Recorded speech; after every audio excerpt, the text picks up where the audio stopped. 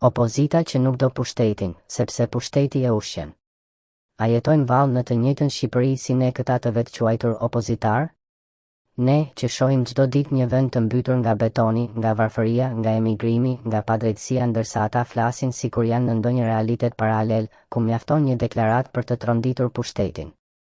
Ne jetojmë në një Shqipëri ku qeveria bën ç'të dojë, ku korrupsioni nuk fshihet më, ku arroganca është bërë ligj.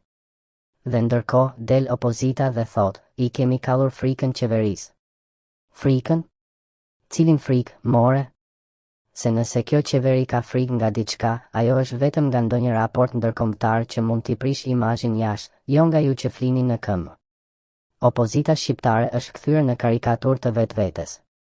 Në vend që të jetë zëri i popullit, është bërë zëri i hallit të vet një opozitë që nuk di as të zgjedh një kandidat të denjë për Tiranën, që del me emra pa peshë, pa vizion, pa guxim, e që arrin kulmin e tragjikomedisë duke mbështetur Florian Binajn si kandidaturë për bashkinë e kryeqytetit. Nuk është as çështje individi, por simboli që kjo tregon, mungesë serioziteti, mungesë përgatitjeje, mungesë respekti për qytetarët. Në vend që të ofrojnë shpresë, ofrojnë tallje. Në vend që të denoncojnë me fakte, merren me shfaqje televizive. Në vend që të krijojnë alternativë, kërkojnë aleanca të fshehta. Në vend që të luftojnë për pushtetin e qytetarit, luftojnë për pazare mes zyrash e marrëveshjesh të mbyllura në errësirë. Kjo nuk është opozitë, është një simulim opozite, një teatër që ekziston vetëm për t'i dhënë legjitimitet një pushteti që prej kohësh s'ka më frikë nga askush. Një opozitë që rri në konferenca për shtyp, që bën sikur proteston, që flet për drejtësi ndërsa bën kompromis me padrejtësinë.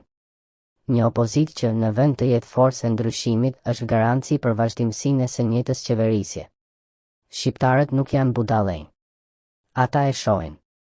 Ata e ndjejnë se kjo opozitë nuk ka më lidhje me idealin e përbashkët të një Shqipërie normale. E kanë kuptuar se kjo opozitë nuk do fitore, por humbje të kontrolluara, sepse humbja u garanton ekzistencën, ndërsa fitoria do t'u kërkonte përgjegjësi. Kjo është opozita e mirë shqiptare, ajo që s'ka më kur ajo të luftoj, por vetëm të justifikohet, ajo që s'ka më strategji, por vetëm përçarje, ajo që s'ka më besim, por vetëm marrëveshje nën tavolinë. Dhe në këtë Shqipëri ku gjithçka po shkon drejt greminës, kjo opozitë është vetëm një gur më shumë në murin e shkatërimit.